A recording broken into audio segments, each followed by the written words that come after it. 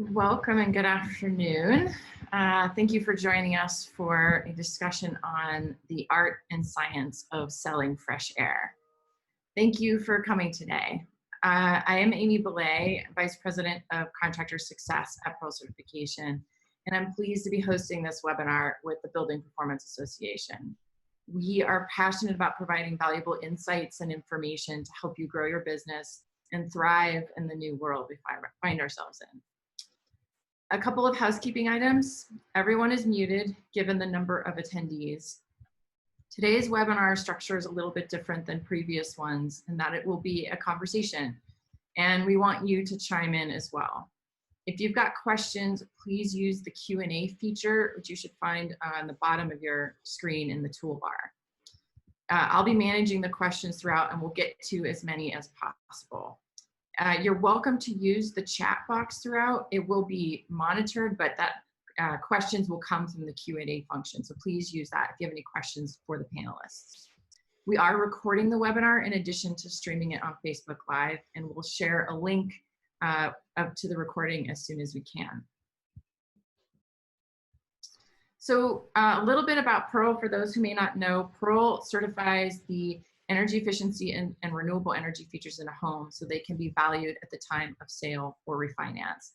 And we do that by working with an elite network of contractors, of which Kevin and Elena are a part of, to certify their installs and provide homeowners with additional validation of the work they're doing in homes.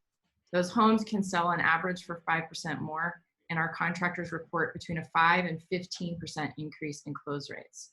If you'd like to learn more about Pearl, please feel free to contact me. There'll be contact information at the end of the presentation. And just a little bit about our sponsor. So the Building Performance Association is a trade association dedicated to advancing the building performance industry. They provide advocacy, education, networking, and more. To learn more, please go to building-performance.org.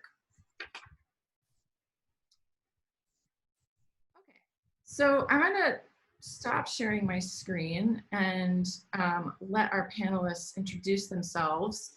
We have Peter Troast, Elena Chrimat, and Kevin Brenner with us. And Peter's got some slides that he's going to share.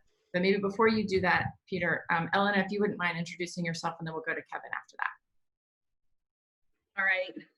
My name is Elena Chrimat. I am one of the owners of Ideal Energy based out of Phoenix, Arizona. And we've been doing this for 11 years now with a strong focus on HVAC and energy efficiency and home performance contracting.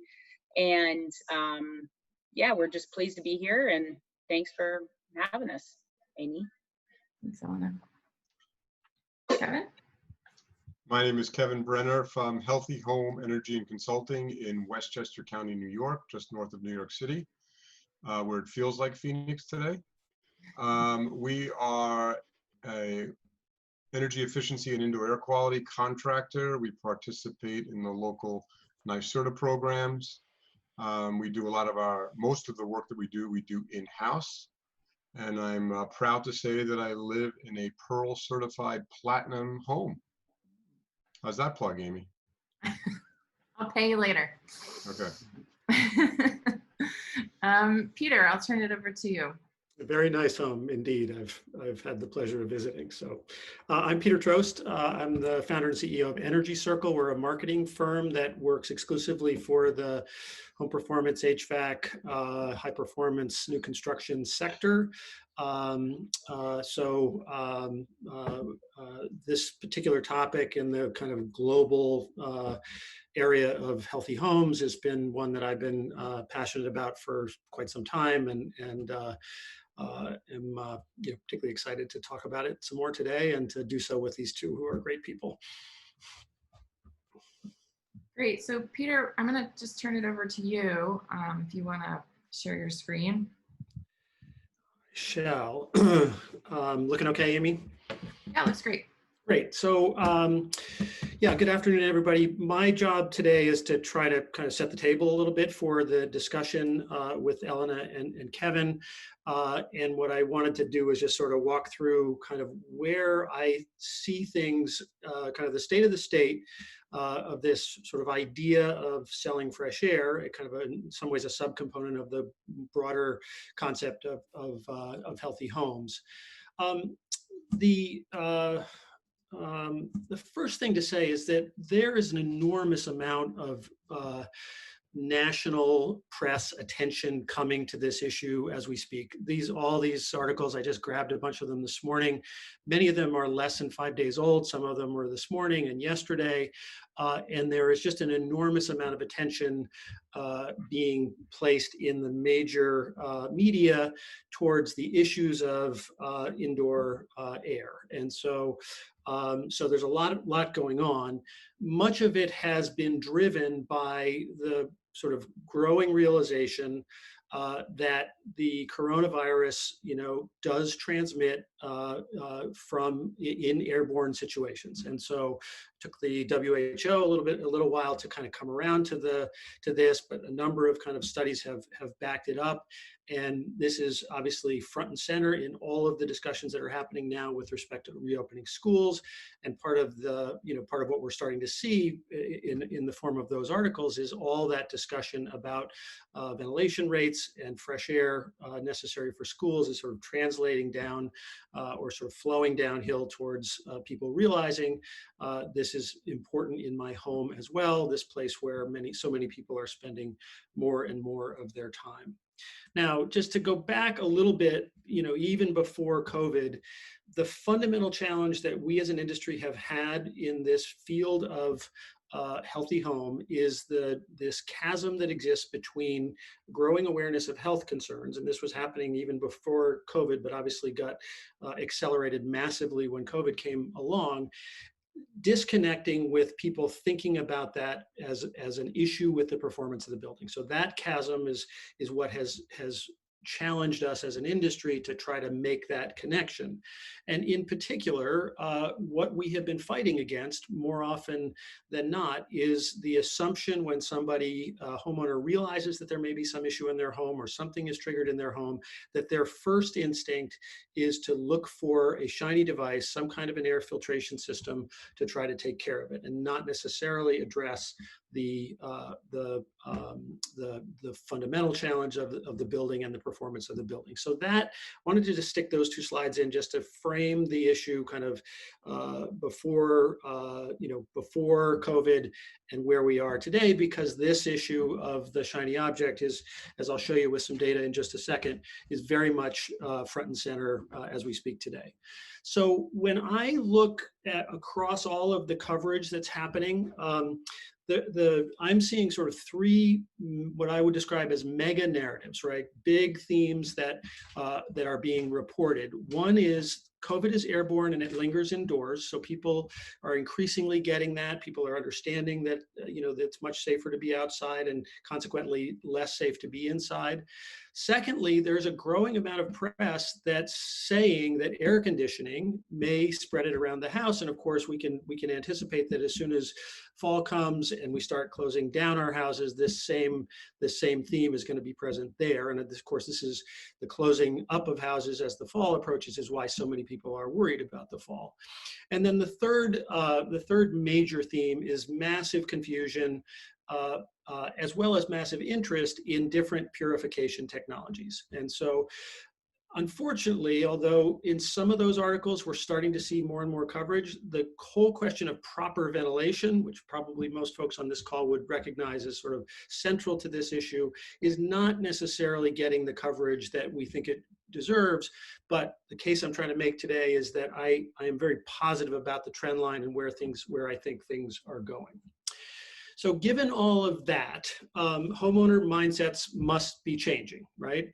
And so the bottom line is, it's so early in this game, we don't have very much data. And so we go to things like Google Trends, where we can look at long periods of time of what people sit down and type into Google. And so this is 15 years, and this is for the term healthy home. And so you can see, towards the end here, this spike in the time of COVID that people have, there's growing awareness of healthy home. But I'll just make the key point here that people's view of what healthy home means is much more than just the indoor air quality or indoor environment. It's about wellness, it's about eating, it's about all of the things that have become so much more of a focus for all of us since we've been locked up.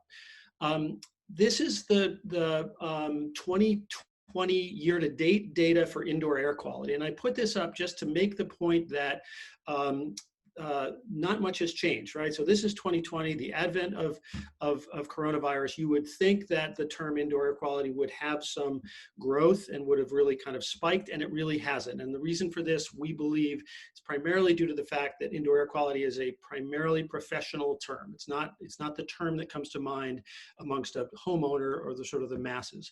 I do want to point out, though, that the related queries, the associated terms that are getting used more often than not have to do with testing and monitoring. And so very important point to just sort of put in the back of your heads that when people think about these issues, the first thing they typically are thinking about is, how do I get it tested to determine if there's something wrong in my house?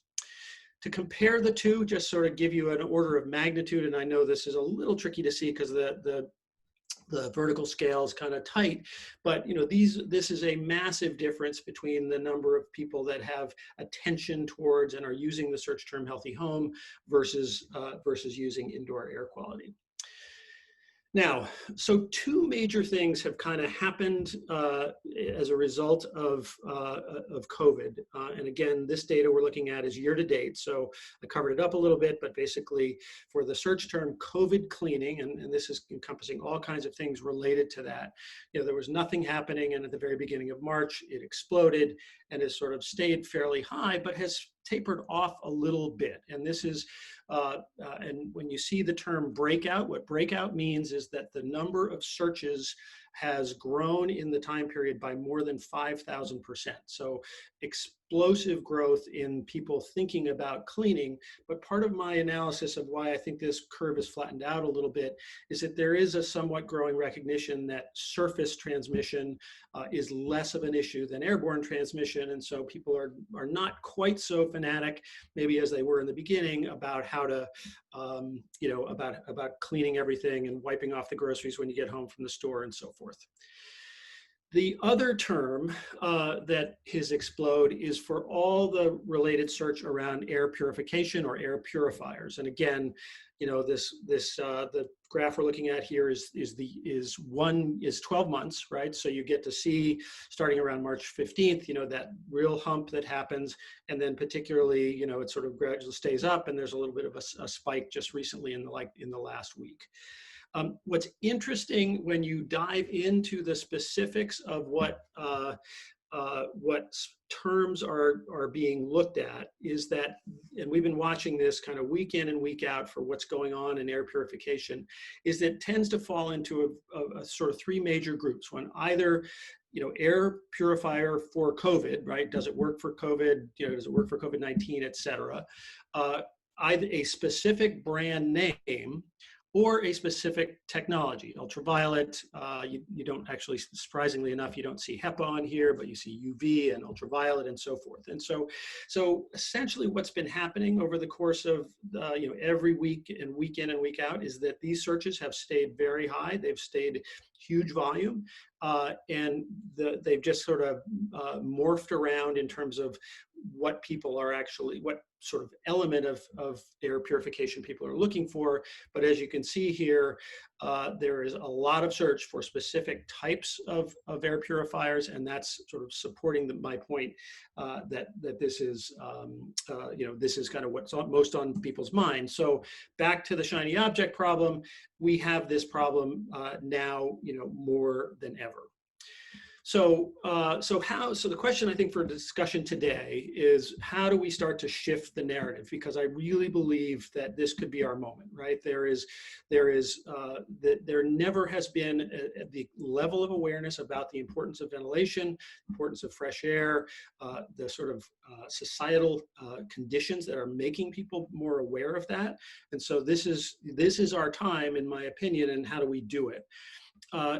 the challenge I think that we have faced quite a lot as an industry is that when we talk about this topic, we talk about the energy related technology. We talk about the HRV or the ERV, this box that is an important part of a fresh air system, but is doing a good job for energy. And in the mindset of people now who are thinking about fresh air in their homes, being smart about energy is important, but vastly down the list from just the important point about bringing fresh air into a home.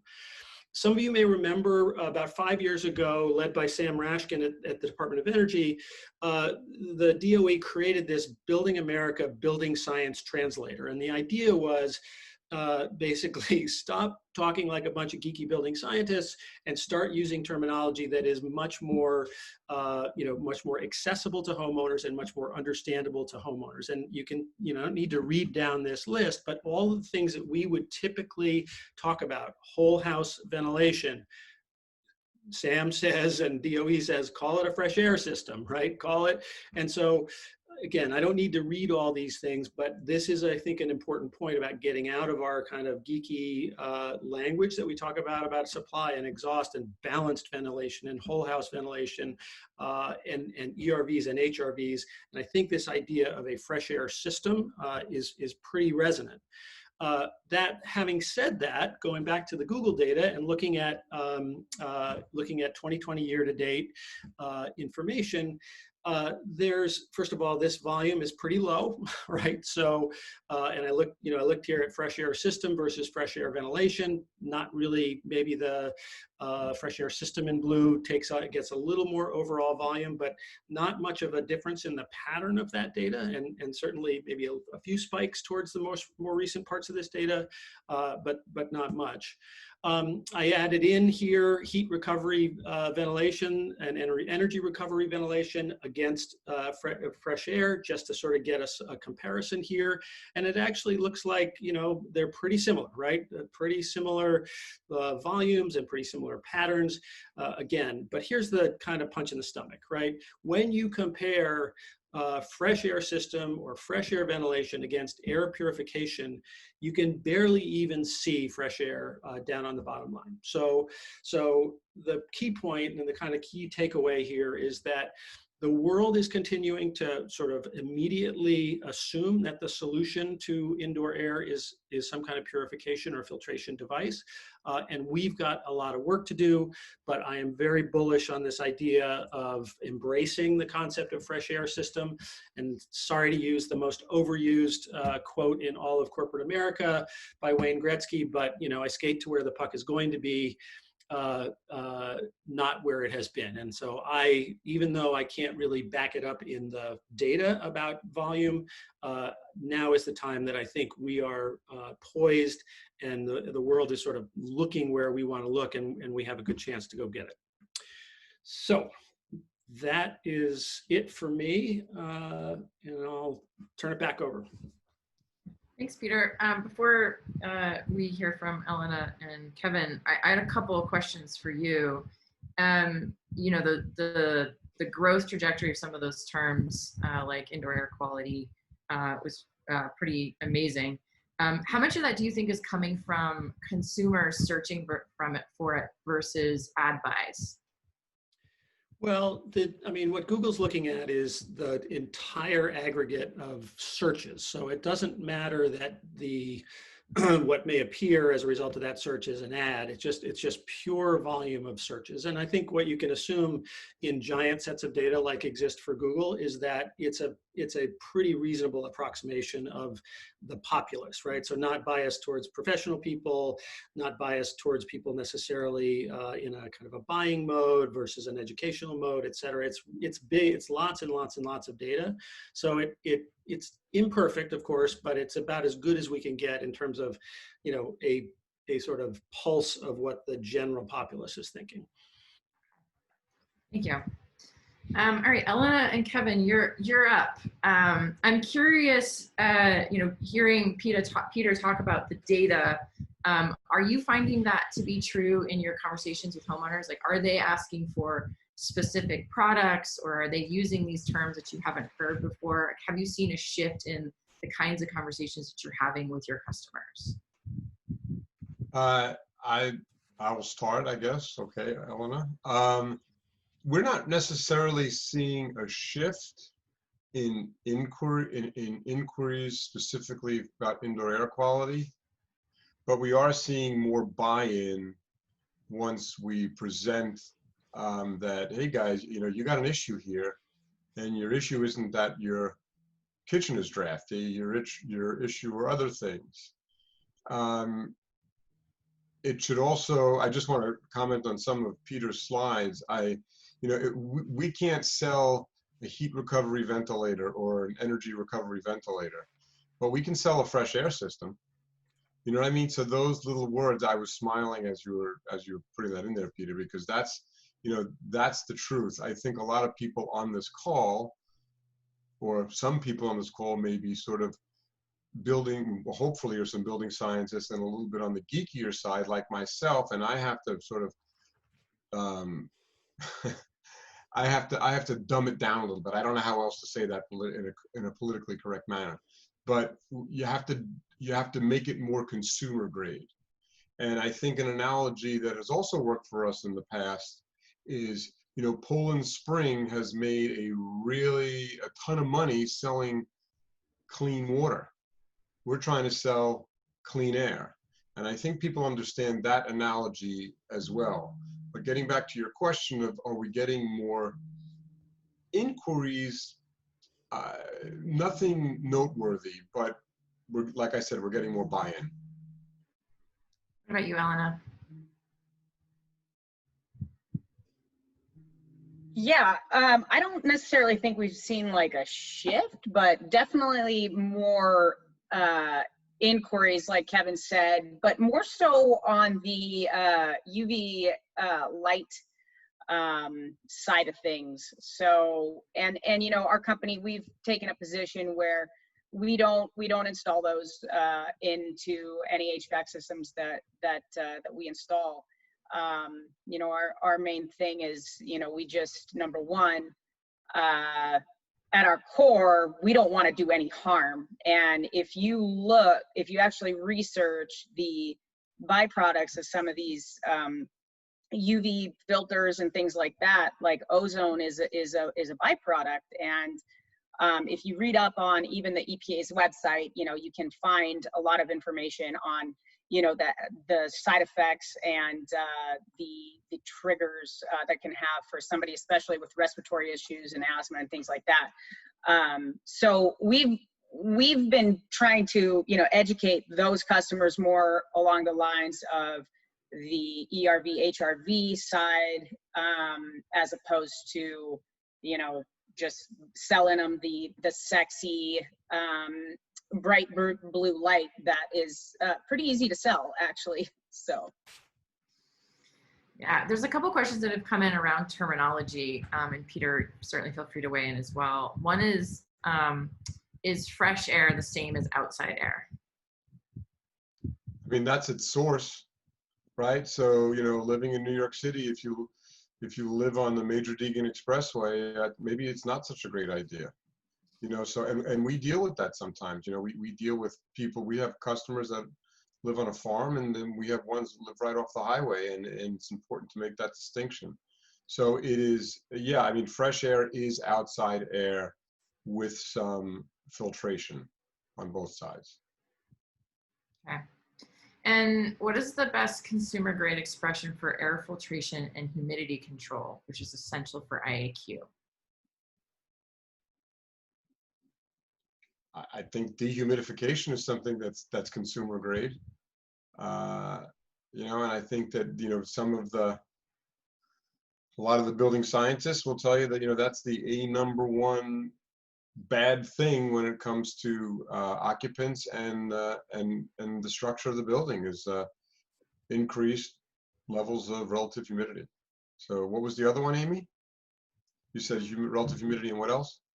Relative humidity, I said air filtration and humidity control. Oh, I mean, Elena, what do you think? I think people understand air filters. They may not understand difference between a whole home air filter and a room air filter. But Elena, what do you think? Well, as far as, I mean, is it really referring to like air purification or like, you know, high MERV rating filters? Because, you know, we're really big on that as far as, you know, installing the MERV 13 filters anytime you can, 4-inch to be specific. And just because that allows for a lower pressure drop. So it can, basically more surface area. That's why we do the 4-inch. And so it just decreases your static pressure on the system, along with filtering out PM 2.5. So that's something that we focus on. And I guess humidity in Phoenix, you know, we don't really have a lot of it. So I think it depends on the customer too, because, you know, some people, especially in our climate, you know, they feel that their homes are very dry. Sometimes maybe they're getting nosebleeds or something like that. So, you know, we have to be adaptive in our offerings, depending on who we're dealing with and what their concerns are. Kevin, you were gonna. Yeah, I think a question to that question is, you know, as I was looking at Peter's slides, what does air purification even mean? You know, like if you have a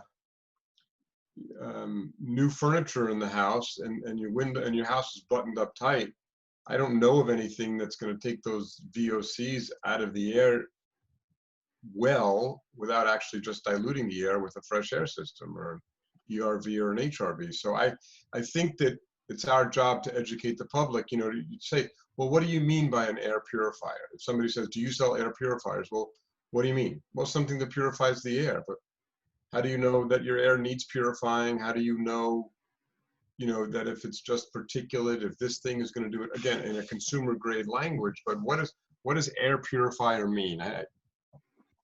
That's a question to the consumer as well. What are you looking to get by purifying your air?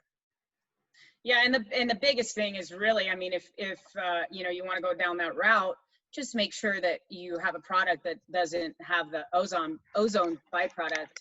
So they do have like standalone HEPA filters that you know, you could purchase, but I don't know why they would want to buy that from me as opposed to just like the internet. So because those are pretty plug and play.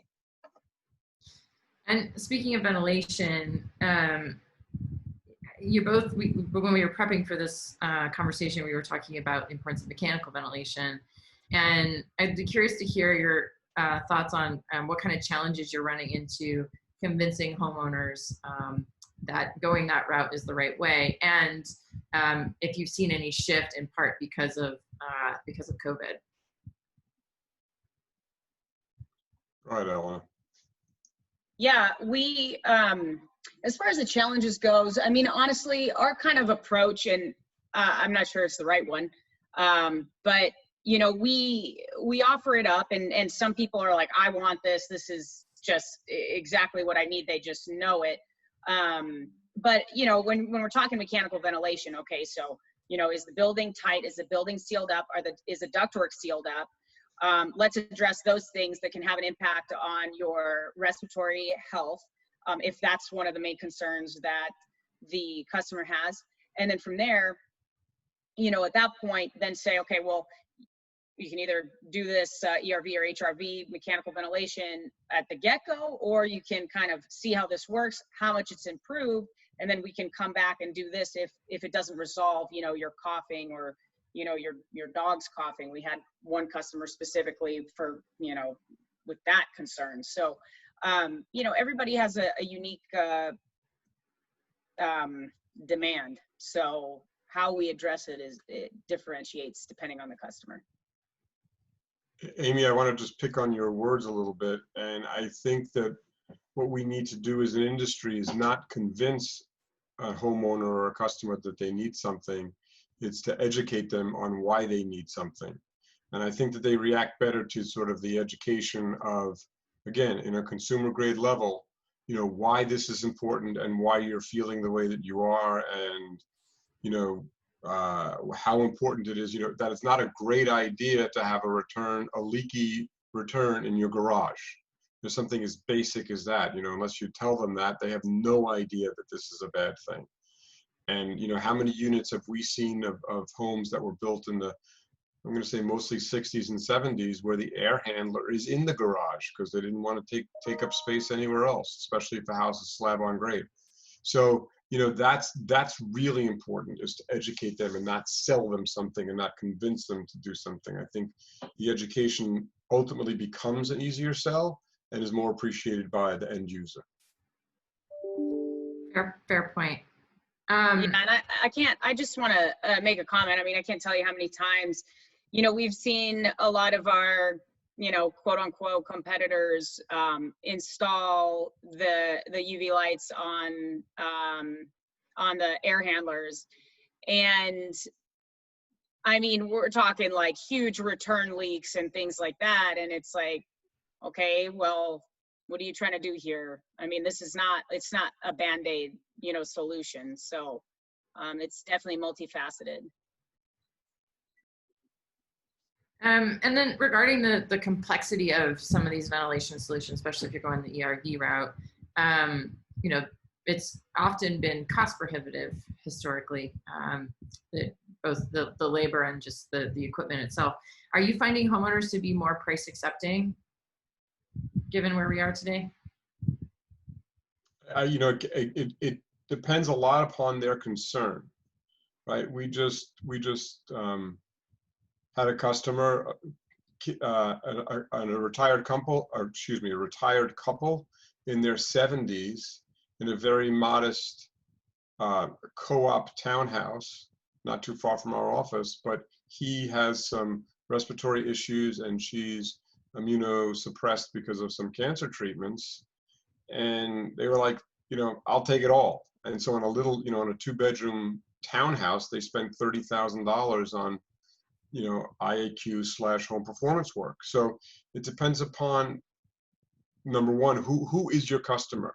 So somebody had said to them, besides us, before we got there, the sale for this particular job was done before we even got there, because I think that they might have spoken to one of our past customers, or maybe they read something. But when you don't have that coming in,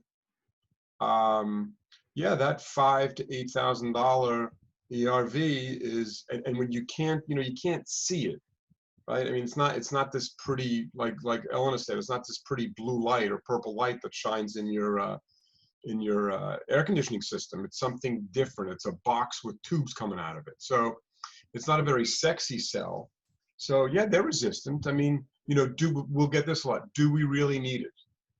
And then it comes back to the education. Well, do you really need it? You kind of really do, especially since your kids came back from college and your grade school kids are Zooming in for their classes.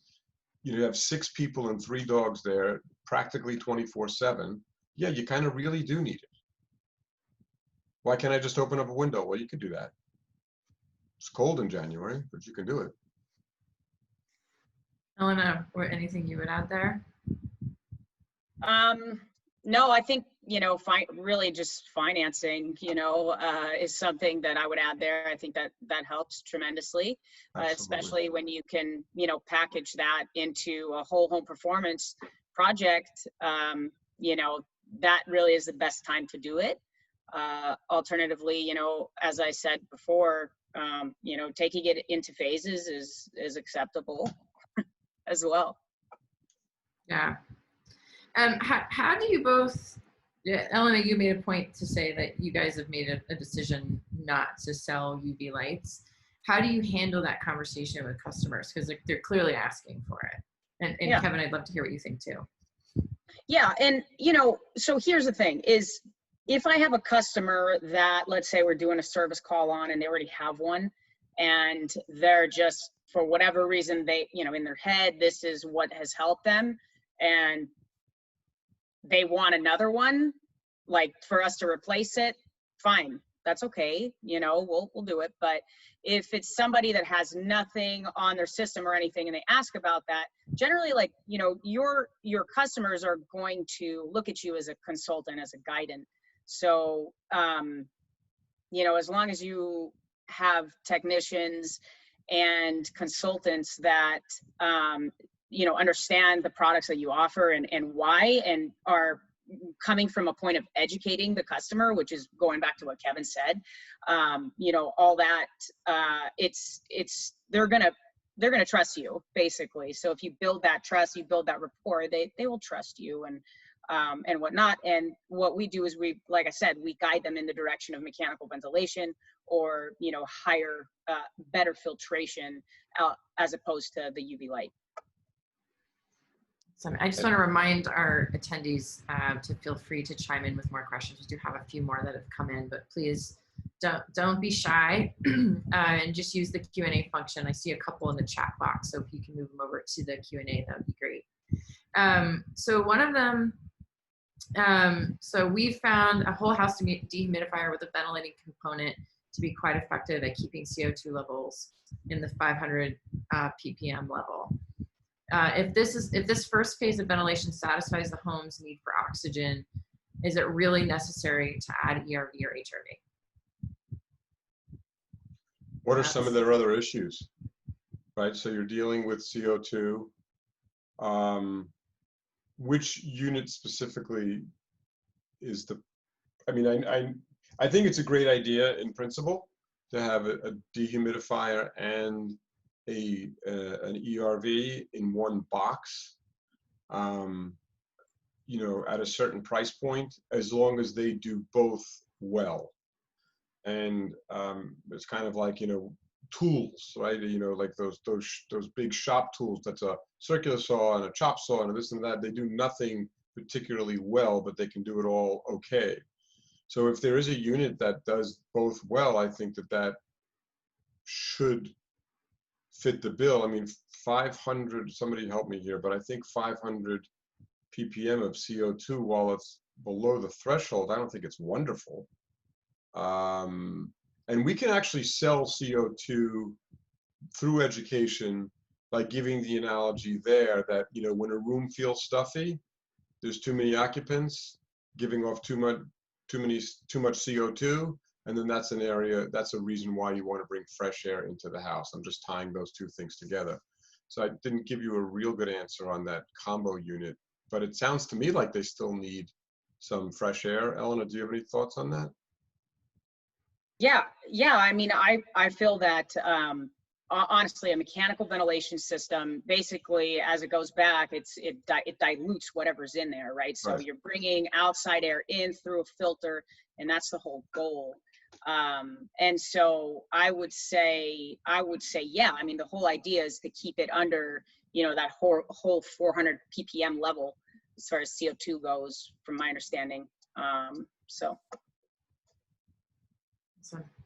And how do you know when to recommend an ERV versus an HRV? Which I talked about this a bit last time we spoke. That's a great question. And that's a tricky one. So it's honestly, we've done both in this climate. It really depends on the individual that's living there, where it is, the housing structure. There's a ton of different reasons for doing one or the other. Like I said, if you have somebody that is like really sensitive to things that are very dry, you're not going to want to be making it more dry. So yeah, it is definitely, you know, climate zones will point you in a direction. Here we primarily put in ERVs, but there are specific occupant behaviors and, like Elena said, housing stock, or where the house is actually literally situated, that we've put in HRVs as there's no clear-cut answer to that, for sure. I mean, somebody may choose an HRV over an ERV because it's easier to clean the core typically. You know, that may be a reason to choose it, but I don't think that there's one answer. Guys. I actually want to come back to you, Peter. You were sort of laying out the different search terms and the fact that homeowners are very motivated to do something about their indoor air quality. And I'd love to hear from Elena and Kevin as a follow-up. How do you think contractors can both combat that sort of self-education of choosing a particular product and also seize the opportunity of homeowners really being invested in wanting to address these challenges?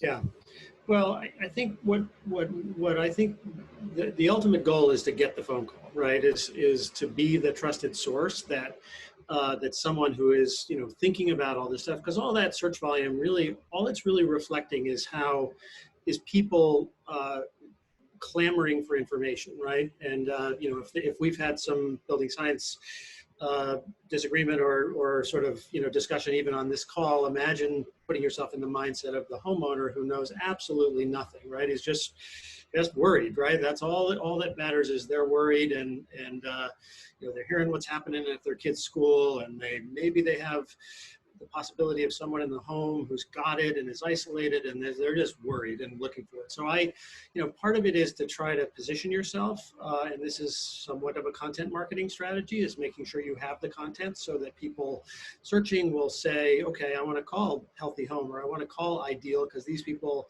seem straightforward, they seem transparent, they seem to know their stuff, and I want to talk to an expert about it. And I guess that's the piece. Like, we have to become the experts in the category so that we can get the calls. And then obviously my whole point is about watching the more commercially oriented search terms. When I say commercial, I mean more buying intent search terms. When people are saying, I want to buy a fresh air system, or I want to buy then we've got to use all the tools of digital marketing to be there to try to get that traffic. Or Elena, do you want to weigh in on that? Yeah, I mean, I agree with I agree with everything that Peter said. So I think that this is just, something that we continuously have to deal with. And not only that, I mean, it's just kind of like everything that we've dealt with in the world of energy efficiency in reality, and in the world of Pearl certifying homes. So this is just something that, we're going to be battling and trying to educate people on until, the mainstream just picks it up. I think Peter's point, however you do your marketing, I think Peter's point is key, which is the marketing end of what everybody does in their own business is to get the phone to ring, get a seat at the kitchen table. And then after that, we become the educators. So that Google data is great. And then we all have to do our job as educators to make the sale.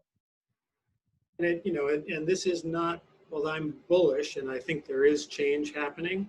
This very much fits the pattern of so many things in home performance, which is nobody calls for home performance, right? They call because the furnace is broken. They call because the room's uncomfortable. They call for some single measure thing. And that, I think this has the potential to change some of that. But it's, of course, the fundamental challenge that we all have is to be the ones that get that first call. Yeah, it seems like time is of the essence here, that those that have the expertise already to be able to address these need to get out in front before those that don't have the expertise are capitalizing on it in a way that's not beneficial to the homeowner.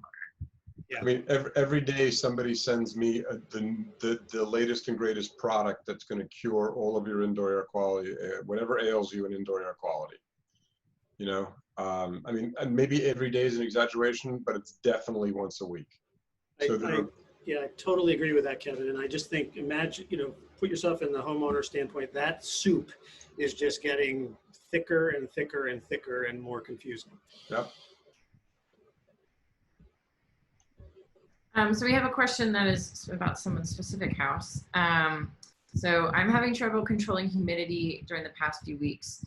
I have an ERV in my home, but my question is, do I need to add a whole house dehumidifier if the ERV can't handle the moisture load, and the person lives in Maryland. So it's a swamp. I would say, yeah. I mean, it's, I think that combination of ERVs and dehumidifiers, depending upon the tightness of your home, right? Like, so if they're getting, if their house from an air sealing point of view is pretty leaky, then all of that humidity, I mean, the humidity is going to go from wet to dry, and if it's wetter outside and has a place to go on the inside, there's your answer. In that particular case, you could make the argument that a better return on investment would be air sealing versus a good quality. And again, here, this is where we're talking about, without seeing the house or knowing anything about it. But, they have, in Maryland, they have a lot of wet crawl spaces. Maybe Matt's on the call, he could take this one. But, it's, if you can solve the issue of not letting the humidity in, then maybe that's a better thing than putting in a whole house dehumidifier. But again, it's a whole house dehumidifier unless you've narrowed down that the humidity is coming only from the crawl space, and then maybe you grab it before it circulates to the rest of the house. But then again, a good air sealing job will separate the conditioned from unconditioned space, and maybe you don't need that. So the answer is sure, why not? But maybe there's better places, I think. What a great answer. It's a great answer. Actually, I do think it's a great answer, because if you were fully diagnosing without seeing the house, that'd be a little worrisome too. Right. I have a couple of sort of bigger picture questions. And maybe since Peter, you have a larger scope in terms of your customers are all over the country. What do you, looking into your crystal ball, what do you think the future looks like? And you can define future, it could be next week because things change so quickly right now. But what do you think the future looks like for this industry? Oh boy. Peter, good luck with that one. Thanks, Amy. Well, listen, I hope I conveyed today that that I really do think the conditions, as horrible as they are with coronavirus, are kind of pointing things in our direction. And so, a lot has to unfold, right? I mean, in these early, we've been at, how long have I been in, here in my living room? I can barely remember anymore. But, these early days of COVID, where purification was the big thing. I mean, I am sensing, and I hope I'm not being too Pollyanna-ish about this change to this sort of thinking about fresh air ventilation. So I think that's enormously positive for us. And then in a bigger picture, I just think the fact that people are spending so much time in their homes, there is ample evidence that they're paying more and more attention to, the quality of the environment in their homes in all of its forms, and that'll include the indoor environment, but more than just that. So I think this could very well be the the boost that we have been hoping for a long time around the kind of healthy homes thing. And of course, what the countervailing factor is the economy, right? Is that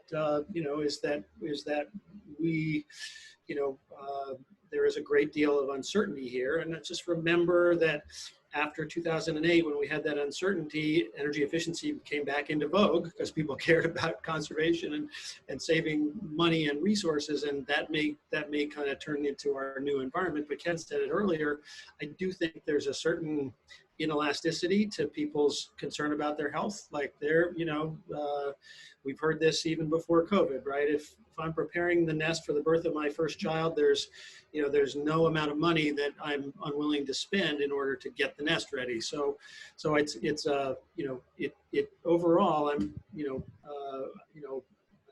kind of pessimistic about how we're handling it and bullish about what it means for our industry. How's that? I like it. I'm actually curious to hear from Elena and Kevin, who are in two very different markets and very different places with both the pandemic and just also just climate. What are you seeing in your markets, and how do you think things are going to land in the not too distant future? I'll pick Kevin first. Oh boy. Well, Elena is where New York was, right, in terms of the virus. I'm going to regurgitate what Peter said. I think that we are primed for success when it comes to indoor air quality, with people spending more and more time at home. However, if we have 30% unemployment and the economy really takes a dive, and people just don't have the money to improve their indoor air quality, they're gonna crack a window open and pay a little bit more for their oil bills. I mean, it's just you can't get blood out of a stone, and that's what I'm worried about. I'm not worried about our specific industry. I think, like, industry-wise, we are primed for a revolution. I don't know how many times I've said that over the last 12 years, but I think that the conditions are right. People have no money, and they're, we could also subsidize, or that can be subsidized by New York State. For those who aren't familiar with it, ran a program when we got back to work in New York, June 1st. NYSERDA announced a 0% financing for 15-year program until the money lasted. Money lasted 2 weeks. We sold in those 2 weeks what it would typically take us 2 or 3 months to sell, because the financing was there. So government agencies, utilities, people with big money could compensate for the lousy economy by making these kinds of subsidies. But that takes a lot of lobbying by us as an industry, BPA as an organization, maybe Pearl as an organization, and getting the buy-in. So it's a non-answer, but that's the way I feel. Yeah, I mean, these answers are all pretty subjective, right? They're just our opinions on things. I mean, my company, we started this in a recession. So I just keep thinking that, and we're fairly successful. With that being said, I do think that, if and in the likelihood this does continue the way that it is, we probably will have to make some changes and adapt a little bit to, maybe, and I don't know the answer, but, possibly, let's say 6 months to a year down the road, if we're still dealing with this, which hopefully we're not, but, maybe not offer such high-end products, and, we may have to kind of piece things together, and that's okay. We can do that too. And I think that's amazing what your government did, Kevin. If the state was doing that, or was that from NYSERDA? It was from NYSERDA. My guess is NYSERDA, it's a conversation for another day, but NYSERDA had a bunch of funds. They wanted people to get back. They have certain goals in energy efficiency, Yeah. and it was given to home performance, solar, and air source heat pumps. But speaking of, so I want to take a step back and say, what we can do as an industry is that in terms of how indoor air quality is COVID related, there are these really low end filters that I read about recently that can stop the spread of COVID, and they're called masks. So I'd like to make my plug for those low end filters for everybody to wear them when they get out of the house. Sorry, I had to go there. Yeah. I appreciate it. Do you guys have any questions for each other before we close out today's conversation? When we have questions for each other, we pick up the phone and call. I love it. That's great. Peter, go ahead. There's a good question came in from Andrew, just saying, can you add fresh air ventilation to a home that does not have a duct system without tearing up the whole house? And I think this is why whole house ventilation has been a challenge up until now, right? It's carpentry, it's complicated work, it's not cheap, and I think that has been a huge impediment. And so I guess the question is, is this our moment in the sun to overcome those complex hurdles? Peter, we can. It's really not to do it right. It's really not that complicated, and that's usually not the case. And I find actually that when we do our independently ducted whole house fresh air systems, that it's easier to do it and forget. I don't want to trust somebody else's ductwork. I want to put the air, the fresh air where it should go, and I want to exhaust it from where it shouldn't be. And you're doing most of the work in the condition, not necessarily, well, a semi-conditioned attic or crawl space or utility closet, and you're running your ductwork in an attic or in a crawl space, and you're cutting 6-inch holes in sheetrock. We did a job last week. We had a record last week because we put in 3 of these fresh air systems in 3 different projects, but for us was a record.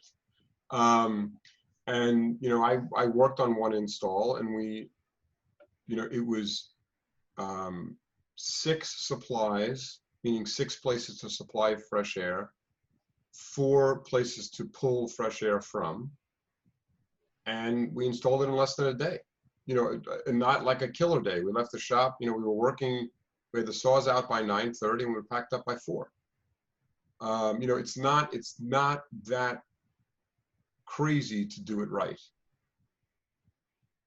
You just have to buy the right equipment, right? There's a lot of stuff out there, and I don't want to plug one thing over another because every piece of equipment has its pluses and minuses.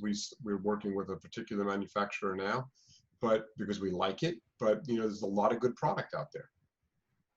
And I just want to say too, a lot of this, before COVID hit, kind of spearheaded from, code and things like that, right? So, I mean, what is going on with, fresh air holes inside returns at the builder level, literally just a giant leak in the return system.